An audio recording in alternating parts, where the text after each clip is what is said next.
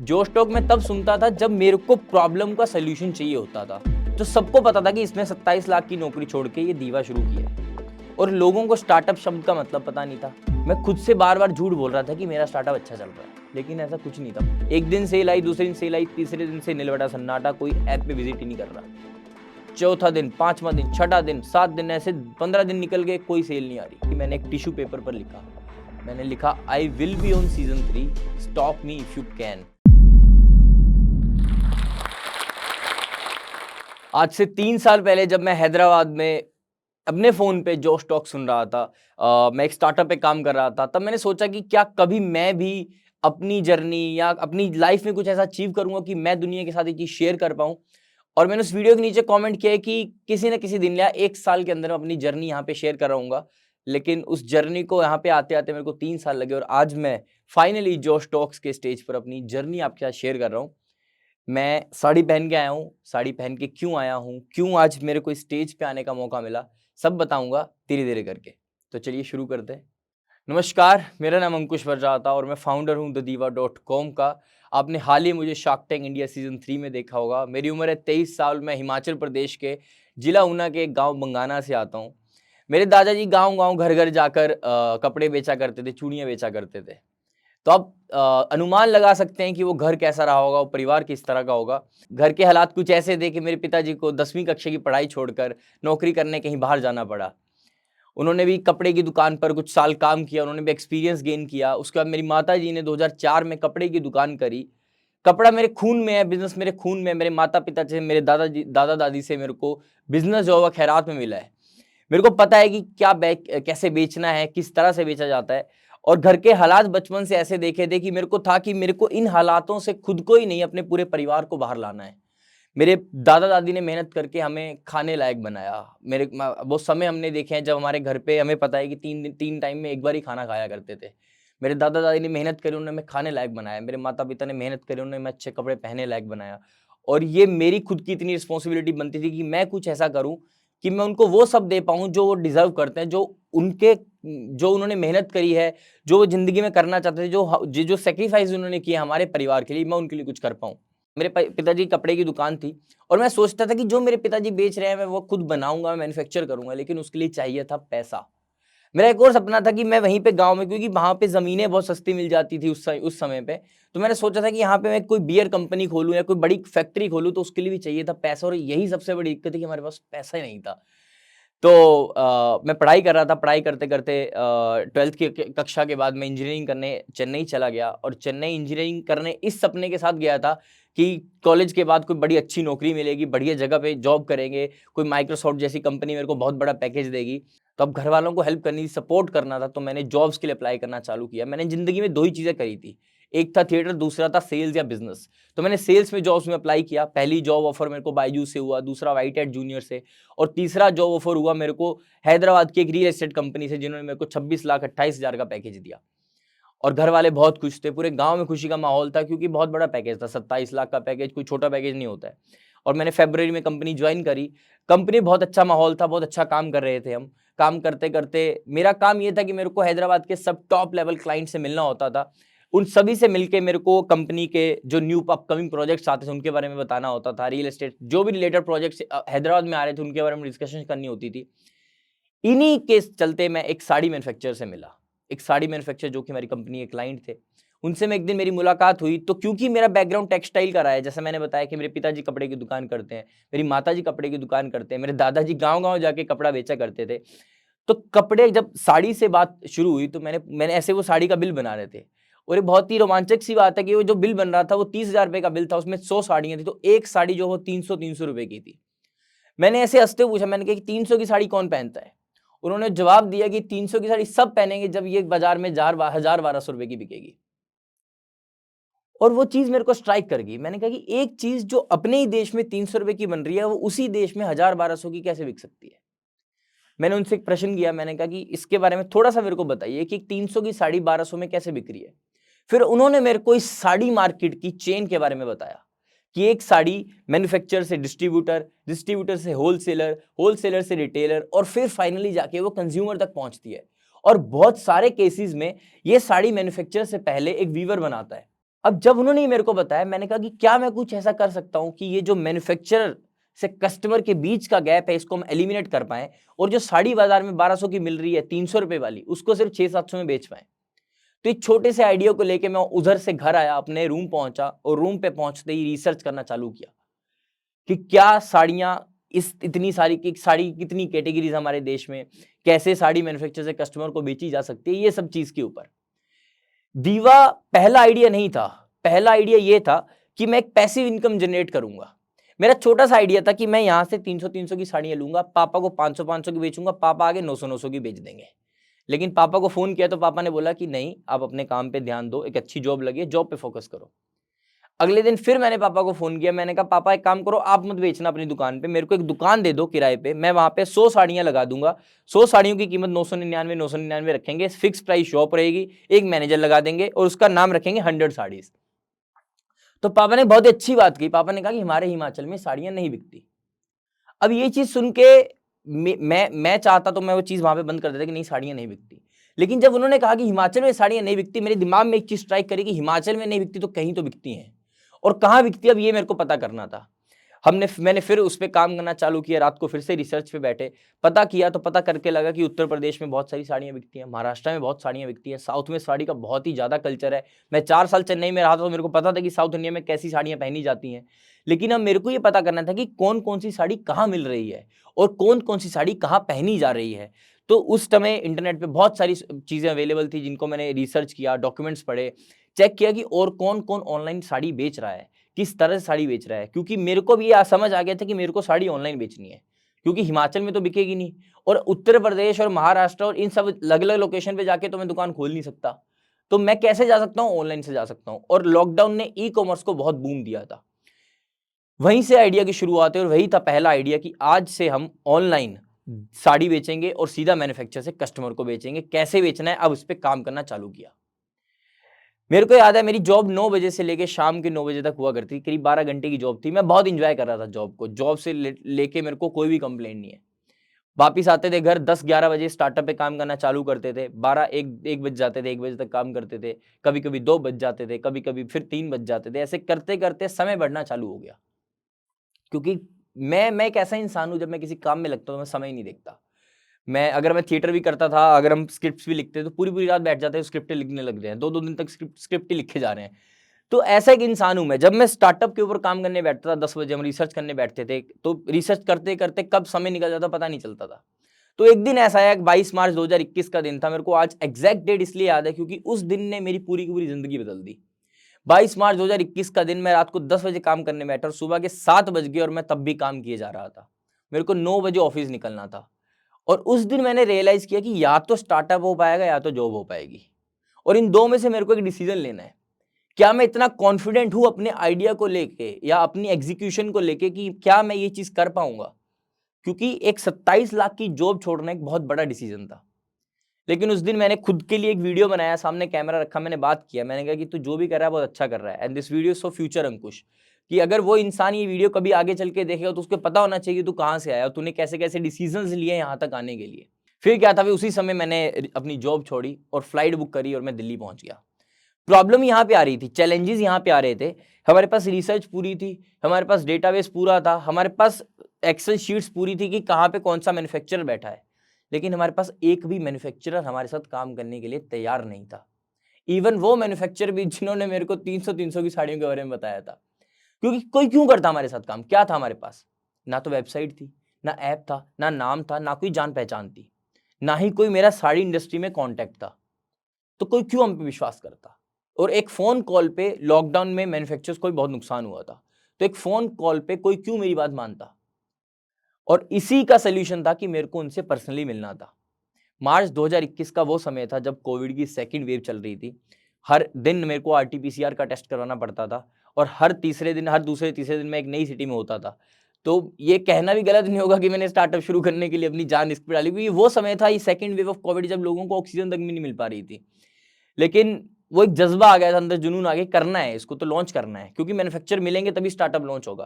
तो पहले मैं दिल्ली आया, दिल्ली से मैं आगरा गया, आगरा से मथुरा वृंदावन गया, वहाँ पे प्रभु का आशीर्वाद लिया हमने, उनको माथा टेका कि हमने एक ऐसा डिसीजन लिया है मैंने जिसको सिर्फ मेरे को पता है कि मैं क्या डिसीजन ले रहा हूँ, क्या क्या स्ट्रगल्स आएंगे। तो अब जो भी है, अब मेरे को इससे पार निकलना है। उसके बाद मैं अहमदाबाद गया, फिर मैं गुजरात गया, फिर वहाँ से मैं वापस चेन्नई आया, चेन्नई में कांचीपुरम डिस्ट्रिक्ट में कांजीवरम वीवर से मिला, वापिस हैदराबाद आया और हैदराबाद से वेस्ट बंगाल और वापिस वेस्ट बंगाल से घर। और इस पूरी जर्नी में मैं करीब 2000 मैन्युफैक्चरर्स को मिला हूँगा।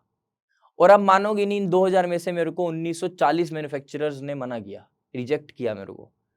किसी को आइडिया समझ नहीं आ रहा था, किसी को ये लग रहा था कि साड़ी ऑनलाइन कैसे बिकेगी, बहुत सारे क्वेश्चंस। और उन हर एक मैन्युफैक्चरर ने मेरे से वो क्वेश्चन किया जो शायद आगे चल के इन्वेस्टर्स मेरे से करने वाले थे। और उस जर्नी में मैंने जितना सीखा है वो आज तक मैंने कभी जिंदगी में नहीं सीखा था। मेरे को साड़ी इंडस्ट्री का ups and downs A to Z 1 से लेके 10 तक सब पता चल चुका था। कौन सा मैन्युफैक्चरर्स कहाँ पे बैठा है, कैसी साड़ी कहाँ पे बिक रही है, हर चीज़ मैंने उस जर्नी में सीख ली थी। और इतना ही नहीं, मैंने 60 मैन्युफैक्चरर्स ऐसे जोड़े थे जो मेरे साथ काम करने के लिए तैयार हो गए थे। और ये 60 मैन्युफैक्चरर्स भारत की 40 से भी ज़्यादा कैटेगरीज बना रहे थे। और घर आके 15 जून 2021 को मैंने शुरुआत करी दीवा की, एक मोबाइल एप्लीकेशन के ज़रिए। मुझे लगा था कि आज से हम एकदम रेवोल्यूशन ले आएंगे पूरी दुनिया में, पूरा भारत याद रखेगा कि अरे कोई अंकुश नाम का बंदा आया था जिसने साड़ीज़ में एकदम रेवोल्यूशन ले आए। लेकिन जैसा हमने सोचा था वैसा सिर्फ एक दिन हुआ, क्योंकि हमने लॉन्च किया था, सारे दोस्तों ने अपने रिश्तेदारों में बताया कि लो जी साड़ी खरीदो, मेरे दोस्त ने ऐप चालू किया है। एक दिन सेल आई, दूसरे दिन सेल आई, तीसरे दिन से निलबटा सन्नाटा, कोई ऐप पे विजिट ही नहीं कर रहा। चौथा दिन, पांचवा दिन, छठा दिन, 7 दिन, ऐसे 15 दिन निकल गए, कोई सेल नहीं आ रही। 1 महीना निकल गया, सेल नहीं आ रही, कोई ऐप पे नहीं आ रहा। हर कोई 3-4 दिन के बाद एक साड़ी बिक रही है। और मैं क्वेश्चन कर रहा हूँ कि क्या, ये तो सोचा भी नहीं था, अब इससे कैसे निपटना है।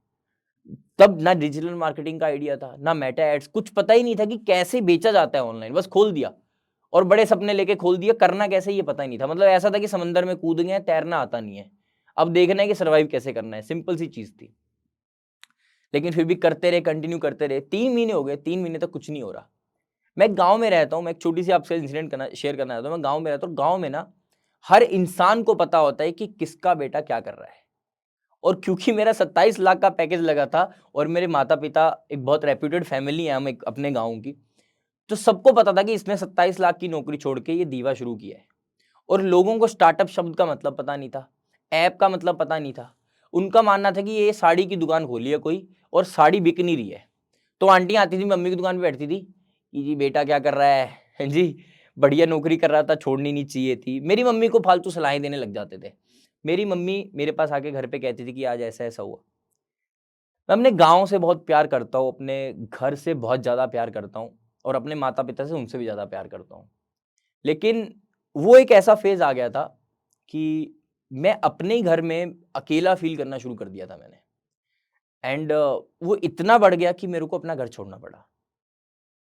मेरे पास कोई ऑप्शन नहीं थी कि मैं कहीं से पैसे उठा लेता या कुछ और कर लेता या स्टार्टअप छोड़ देता, क्योंकि ऑप्शन थी ही नहीं। मैंने घर छोड़ दिया और मैं वापस चेन्नई आ गया। घर पे बहाना बनाया कि मेरे को चेन्नई में इंक्यूबेशन मिला है, मेरे को थोड़ी-सी फंडिंग मिली है, लेकिन ऐसा कुछ भी नहीं था। ये सिर्फ़ एक एस्केप था उस पर्टिकुलर सिचुएशन से बाहर आने, क्योंकि अगर मैं वहाँ पे रहता 1-2 महीने और तो मैं डिप्रेशन में चला जाता, मेरे को पता है। मैं वहाँ से चेन्नई आया, चेन्नई आकर मेरे पास कुछ भी नहीं था। मेरे पास एक जेब में क्या 50-60 हज़ार रुपया रहा होगा उस समय। फ्लैट लिया, सिक्योरिटी में पैसा चलेगा, 1-2 महीने रेंट दिया, उसमें चला गया, पैसे खत्म। अपने दोस्तों से उधार लेना शुरू किया रेंट के लिए, अपने जूनियर से उधार लेना शुरू किया रेंट के लिए। काफ़ी बढ़िया समय चल रहा था कि मैं उधार के पैसे की ज़िंदगी जी रहा था। मेरे को रात को जागने की आदत तो हो ही गई थी। तो ऐसा करता था मैं कि मैं ना रात को काम करता था, सुबह 7 बजे चाय के साथ समोसा खा के मैं सो जाता था, सो दैट कि मेरे को लंच ना करना पड़े, लंच स्किप करना पड़े, क्योंकि सारा उधार का चल रहा है।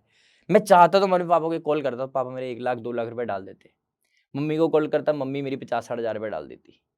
लेकिन मेरे को ऐसा फ़ील होता है कि मेरे पापा ने जब 10th क्लास में अपनी पढ़ाई छोड़ के नौकरी शुरू करी होगी, तो तब उनके पास भी कोई ऑप्शन नहीं रहा होगा कि मैं वापिस आऊँ। वो भी सोचते होंगे वापिस आऊँ, लेकिन उन्होंने कभी कंप्लेंट तो नहीं किया होगा अपनी सिचुएशन को लेके।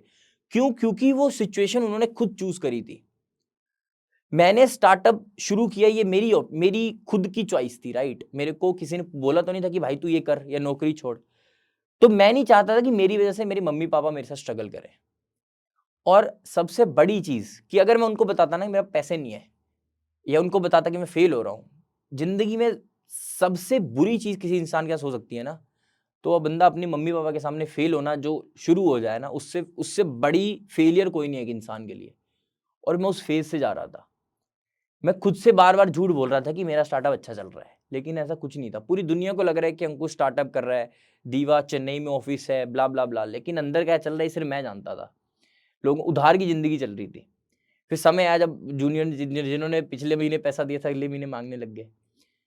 तो ये जब फेज़ चला ना तो मैं सेल्फ डाउट में आया। मैंने खुद से बहुत बार क्वेश्चन किया। मैंने कहा कि क्या ये करने के लिए स्टार्टअप शुरू किया था?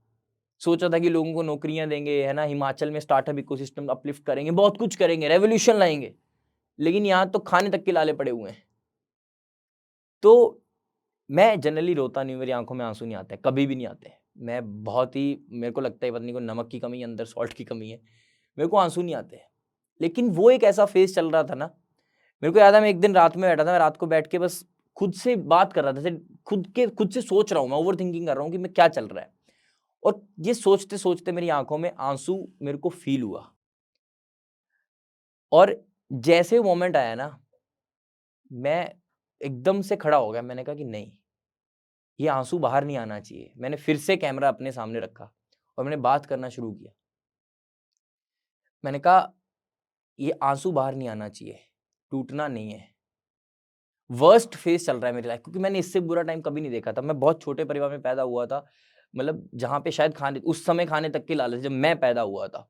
उसके बाद लाइफ़ बहुत ग्रो हुई, लेकिन मैं कभी दुखी नहीं रहा था। वो छोटी ज़िंदगी थी, लेकिन खुशहाल ज़िंदगी थी। लेकिन ये वो मोमेंट थे जब मैं बहुत बुरा फ़ील कर रहा था, बहुत ही गिव अप वाली फीलिंग आ रही थी।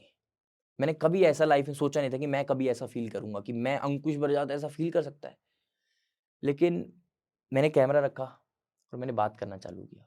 मैंने कहा वर्स्ट फेज़ चल रहा है, रोने का मन हो रहा है लेकिन रोना नहीं है, क्योंकि रोएँगे उस दिन जिस दिन कुछ उखाड़ लेंगे। मेरे को ये लगता है ना कि जितनी लंबी आपकी जर्नी है ना, फेलियर्स की और रिजेक्शन की, उससे बड़ी आपकी जीत होगी। जितनी लंबी आपके हार के दिन है, उससे ज़्यादा बड़े आपकी जीत के दिन होंगे। वो जो फेज़ चल रहा था ना, वो फेज़ बहुत ही गलत चल रहा था। वो वीडियो पे अगर नहीं बनाता तो शायद मैं यहाँ पे खड़ा होके ये टॉक डिलीवर नहीं कर रहा होता। इतना बैड फेज़ चल रहा था। लेकिन कहते हैं ना कि एक एक एक फेज़ आता है, आप कितना ही नीचे तक चले जाओगे यार। मैं बहुत ही बॉटम था। उसके बाद तो उसके नीचे कुछ था ही नहीं, ना खोने को कुछ था। अब तो क्या उधार की ज़िंदगी है, जेब पे 1 रुपया है नहीं, खोने कुछ था ही नहीं। तब एक नया ऐप आया था स्लाइस पे करके। स्लाइस पे से मैंने कुछ 70,000 रुपए बोरो किए। वहाँ से मैंने कंपनी के साथ टाई अप किया जो एड्स मार्केटिंग करते थे। तो उन्होंने मेरे लिए 1 महीना मार्केटिंग करी। हमने मार्केटिंग करके कुछ रिवेन्यू जनरेट किया। अब मैं वो जो रिवेन्यू जनरेट वहाँ से शुरू हुआ, पहले हमारा कुछ सेल नहीं था। मतलब 1 रुपया नहीं मतलब 1 साड़ी नहीं बिकती थी 10-15 दिन में। लेकिन वहाँ से थोड़ी-थोड़ी सेल आना चालू हो गई। और मेरे को याद है कि जब 1 साल खत्म हुआ, तो हमारी पूरे 1 साल की हमने 7 लाख रुपया सेल करी थी। ये नंबर याद ज़रूर रखना आप, आगे चल के इसके ऊपर बहुत थोड़ी-सी बात और करेंगे हम। 1 साल में हमने 7 लाख की सेल करी और धीरे-धीरे ये नंबर्स बढ़ना चालू हो गए। फिर आया shark tank India season 2। Shark tank में सीज़न 1 से जब मैंने देखना चालू किया था, तब मेरे पास सिर्फ दीवा का आइडिया ही था और मेरे को उसने बहुत इंस्पायर किया था कि मैं भी कुछ अपना चालू करूँ। सीज़न 2 जब अब आया, सीज़न 2 में मेरा एप्लीकेशन करने का कोई मन नहीं था। मेरी टीम ने बोला कि सर सीज़न 2 आया है, अप्लाई करते हैं। मैंने कहा हम क्यों जाएँगे? बिकॉज़ मेरे को नहीं लगता था कि हम अभी इतना कैपेबल हैं, हमारा आइडिया इतना अच्छा है कि कोई हमें शार्क टैंक पे बुलाएगा, इतने बड़े प्लेटफ़ॉर्म पे बुलाएगा। लेकिन क्योंकि टीम ने बोला, बार-बार बोला, हमने अप्लाई कर दिया। और ये भूल गया मैं कि हमने शार्क टैंक में अप्लाई किया है सीज़न 2 में। करीब 2 महीने के बाद मैं ऐसे मेल्स चेक कर रहा था, मेल्स में चेक करते-करते मेरे को चेक आया मैंने कि 1 हफ्ता पहले एक सोनी से मेरे को मेल आया है और आप हर दिन सोनी टीवी से आपको मेल रिसीव नहीं होता है। इट वाज़ अ मेल, उसमें मेंशन था कि आप shark tank India first round clear कर चुके हैं, सेकंड राउंड का फॉर्म है, आपको 1 महीने के अंदर फिल अप करना है। हमने बहुत रिसर्च करके वो राउंड 2 फिल किया और यहाँ से धीरे-धीरे थोड़ी-सी ना एक रे ऑफ होप जागी थी कि शायद हम भी शार्क टैंक जा सकते हैं। जब राउंड 2 अप्लाई किया, राउंड 2 का रिजल्ट आया, राउंड 2 के बाद हमें ऑफलाइन ऑडिशंस के लिए बुलाया गया और जब राउंड 2 क्लियर हुआ ना, तो मेरे लिए बहुत ऐसा अचीवमेंट वाला फील हुआ कि क्या हम इतने लेवल पर आ गए हैं। बिकॉज किसी ने कहा था कि राउंड जो ऑफलाइन ऑडिशन है वहां तक सिर्फ टॉप 1000 स्टार्टअप्स ही पहुंचते हैं। तो मतलब क्या हम टॉप 1000 में है पूरे इंडिया के? अब 1000 में से मेरे को सिर्फ उन 200 में आना है जिनका शूट होना है। तो हम ये ऑफलाइन ऑडिशन भी निकाल लेंगे। और अंदर ऐसा पूरा मैंने फैला दिया मम्मी को, मैंने कहा हम तो शार्क टैंक में आ रहे हैं, टीवी में आ रहे हैं। मम्मी ने पूरे गांव में फैला दिया, आंटियों को बता दिए, जो आंटियां ऐसे कहती थी कि क्या कर रहा है, मम्मी ने कहा कि मेरा बेटा तो टीवी पे आने वाला है। लेकिन जब ऑडिशन हो गए, ऑडिशन के बाद शार्क टैंक आ गया सीजन 2 और हम नहीं आए। तो जो मैंने अपने मम्मी पापा को बोला था कि मैं आने वाला हूँ, वैसा कुछ भी नहीं हुआ। और ये फिर से एक और फेलियर जो मेरे को लगता है कि जिसने मेरे को बहुत चेंज किया एज अ पर्सन और एज अ ब्रांड, हमारे दीवा को बहुत चेंज किया। मैं ये रीजन ढूंढने लगा कि क्यों हमें उन्होंने जो है वो बुलाया नहीं, सीजन 2 में हम क्यों नहीं आ पाए। बहुत सारे पॉइंट आउट्स किए कि सेल्स बहुत कम थी तब नहीं बुलाया होगा, मेरे में इतना शायद कॉन्फिडेंस नहीं था तब नहीं बुलाया होगा, या ब्रांड की इतनी वैल्यू नहीं है, प्रेजेंस नहीं है तब नहीं बुलाया होगा। मैंने कहा इन सब चीज़ों पे काम करेंगे हम। सीजन 3 का जिस दिन एप्लीकेशन आउट हुआ, मैंने सीजन 3 का एप्लीकेशन फिलअप करते ही मैंने एक टिश्यू पेपर पर लिखा, मैंने लिखा I will be on season 3, stop me if you can. क्योंकि इस बार मैं कॉन्फिडेंट था कि मेरे को पता था कि क्या करना है और क्या नहीं करना है। हमने फैशन वीक्स किए, हमने ब्रांड इमेज क्रिएट करी, हमने ब्रांड को एक डिफरेंट पर्सपेक्टिव दिया। फैशन वीक्स में साड़ीज को रिप्रेजेंट किया, इंटरनेशनल फैशन वीक्स में इंडिया की ट्रेडिशन को रिप्रेजेंट किया। हर जगह पर दीवा को जहां जहां दीवा को प्लेस कर सकते थे, पोजीशन कर सकते थे, वहां पे किया। मैंने खुद के पर्सनल ब्रांडिंग पे बहुत काम किया, पॉडकास्ट किए, टॉक शोज किए, बहुत सारी चीजें करी। मैंने वो सब किया कि मेरे को शार्क टैंक की टीम इग्नोर तो ना कर पाए। और मेरे को इतना कॉन्फिडेंस था कि मैं ऑडिशन तक तो पहुंच रहा हूं। मेरे को ऑडिशन के आगे का राउंड क्लियर करना है, मेरे को बाकी राउंड्स का तो लेना देना ही नहीं था। लेकिन हमने पहला राउंड दिया, सेकंड राउंड दिया, फाइनल ऑडिशन राउंड पे पहुंचे। और मेरा ऑडिशन राउंड इस बार चला करीब 1.5 घंटा। जब लास्ट टाइम हुआ तो 20 मिनट में हमने बाहर निकाल दिया था। 1.5 घंटा जब ऑडिशन चला, ऑडिशन करके मैं बाहर आया, मैंने खुद से कह दिया, मैंने कहा मैं जा रहा हूँ। क्योंकि मेरे को समझ आ गया था कि मैंने ऑडिशन बहुत अच्छा दिया है और मैं ये ऑडिशन क्रैक कर रहा हूँ। जैसे घर आया, मम्मी ने पूछा कैसा गया, मैंने कहा इस बार मैं पक्का आ रहा हूँ। मम्मी ने कहा पिछली बार भी ऐसा बोला था। लेकिन एट द एंड एक दिन मेरे को कॉल आता है, और कॉल आता है शार्क टैंक की टीम से, मेरा नंबर सेव था। कॉल आता है, पूछते हैं कि हेलो क्या मेरी बात अंकुश से हो रही है? मैंने कहा जी बिल्कुल अंकुश से हो रही है। कह रहे हम शार्क टैंक इंडिया की टीम से बात कर रहे हैं, क्या आप 30 तारीख से लेके 4 तारीख तक, मैं मंथ नहीं बताऊंगा, फ्री हैं?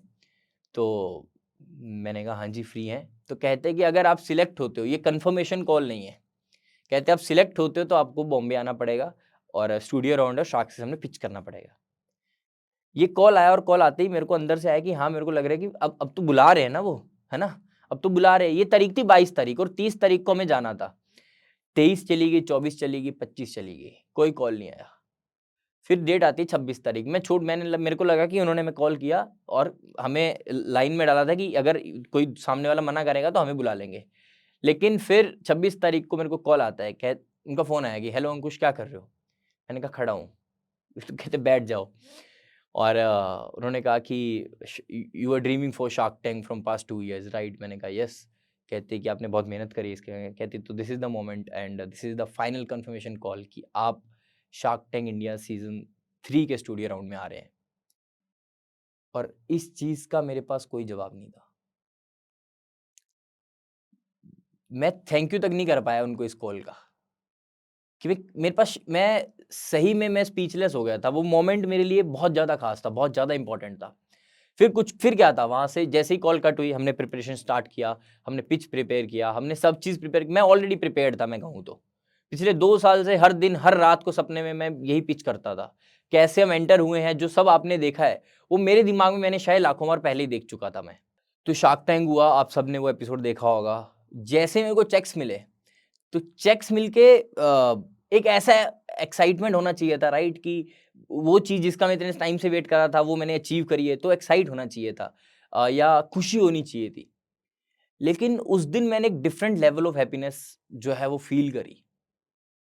मेरी आंखों में आंसू थे। मैंने वो मोमेंट जब मेरे पास हाथ में चेक्स आए या जो फोटो क्लिक करी, मैं वहाँ से बाहर आया बाहर आके मेरी टीम कहती है कि सर आज पार्टी करेंगे। मैंने कहा आज कोई पार्टी नहीं होगी। मैंने कहा अब अपने रूम में जाओ, मैं अपने रूम में जा रहा हूँ। मैं रूम में आया, मैंने घर पे बात करी, घर पे कॉल कट किया, मैंने चेक साइड में रखे और मैंने कैमरा सामने रखा और मैंने रोना शुरू किया। आपको याद होगा मैंने पीछे बताया था कि एक समय था जब मेरा रोने का मन था। एक टाइम था जब आँखों में आँसू आ रहे थे, लेकिन आँसू बाहर नहीं आने दिए क्योंकि वो फेलियर का टाइम था। वो टाइम था अगर मैं वहाँ पे आँसू निकाल देता, टूट जाता, तो शायद आज मैं यहाँ पे नहीं खड़ा होता। मैंने उस दिन प्रॉमिस किया था कि रोएँगे उस दिन जिस दिन कुछ उखाड़ेंगे, और वो दिन था जिस दिन मेरे को लगा कि हाँ, मैंने आज कुछ अचीव किया है। और उस दिन मैं रोया और बहुत रोया। एक कहानी मैं आपके साथ शेयर करना चाहता हूँ जिसने शायद मेरे को उस टाइम पे सँभाल के रखा था जब मैंने वो टफ फेज़ चल रहा था। तो एक कहानी मेरे पापा ने मेरे को सुनाई थी और मैं आपके साथ शेयर करता हूँ कि एक पहाड़ से 2 पत्थरों को तोड़ा गया और उन दोनों पत्थरों को एक मूर्तिकार के पास भेजा गया कि इसको तराशो, इसे मंदिर में लगाना है। मूर्तिकार दोनों पत्थरों को तराशने लगा, उनमें से एक पत्थर जो वो टूट गया और दूसरे पत्थर को मूर्ति बन गई। जो मूर्ति थी उसको मंदिर में लगाया गया और जो टूट गया पत्थर उसको सीढ़ियों पे लगाया गया। तो एक दिन क्या हुआ कि उस सीढ़ियों पे लगा पत्थर है वो रोने लगा। जब वो रोने लगा तो मूर्ति ने पूछा कि भाई तू क्यों रो रहा है? तो उस पत्थर ने रिप्लाई दिया कि हम दोनों सेम पहाड़ से टूटे, सेम मूर्तिकार ने हमें तराशा, लेकिन लोग तेरी पूजा करते हैं और मेरे पे पांव रख के जाते हैं, ऐसा क्यों? तो उस मूर्ति ने बहुत ही खूबसूरत जवाब दिया कि जब स्ट्रगल का टाइम था, जब चोट लगने का टाइम था, जब मार खाने का टाइम था, तब तू टूट गया और मैं टूटा नहीं। मैं टूटा नहीं इसलिए आज मेरी लोग पूजा करते, टूट गया इसलिए लोग तू पांव में आता है। तो उस चीज ने मेरे को बहुत मोटिवेट किया था कि साला टूटना तो नहीं है, और टूटा नहीं तो इसलिए मेरी जिंदगी में शायद वो मोमेंट आया, वो जो मोमेंट का मैं 3 साल से वेट कर रहा था, वो मोमेंट मेरी जिंदगी में आया। अब शार्क टैंक के बाद क्या बदला?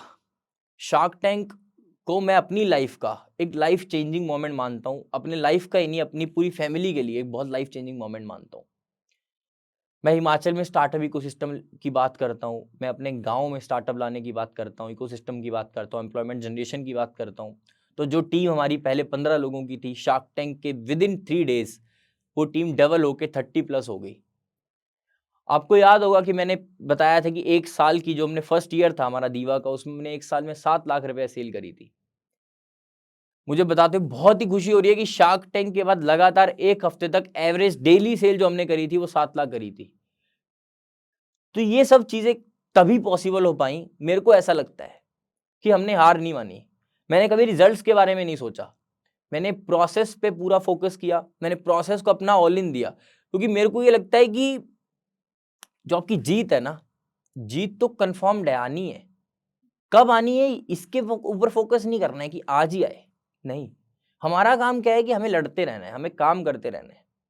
लड़ते रहेंगे ना एक दिन तो जीत जाएंगे, और अगर छोड़ देंगे तो फिर इस चीज का रिग्रेट रहेगा कि छोड़ा क्यों, शायद हम जीत जाते।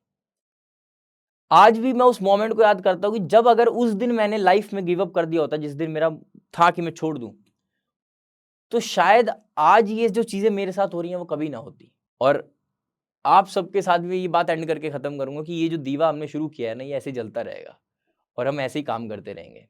और आप भी, अगर आप में से भी कोई इस फेज से गुजर रहा है जिस फेज से मैं गुजर रहा था, क्योंकि मेरे को पता है कि टॉक हम उसी टाइम पे सुनते हैं जब हमें जरूरत होती है। जोश टॉक मैं तब सुनता था जब मेरे को प्रॉब्लम का सोल्यूशन चाहिए होता था। और आप मानेंगे नहीं कि मैंने जब भी वीडियो देखी है, कोई भी वीडियो देखता था, मेरे को सोल्यूशन मिल जाता था। मेरे को लगता था कि अरे मैं सोच रहा हूँ, मैं स्ट्रगल कर रहा हूँ, ये तो मेरे से ज्यादा स्ट्रगल कर रहे थे। तो शायद अगर आप उस फेज से गुजर रहे हैं तो आप बहुत लकी हैं। आप खुद को इस चीज में मत मानिए कि आप फेल हो रहे हैं या आपको हर दिन कुछ ना कुछ हार मिल रही है, ये मत सुनिए, ये मत सोचिए। आप ये सोचिए कि अगर आज आप हार रहे हैं ना, तो मतलब जीत नजदीक आ रही है। मेरी आई है, एक दिन आपकी भी आएगी। धन्यवाद।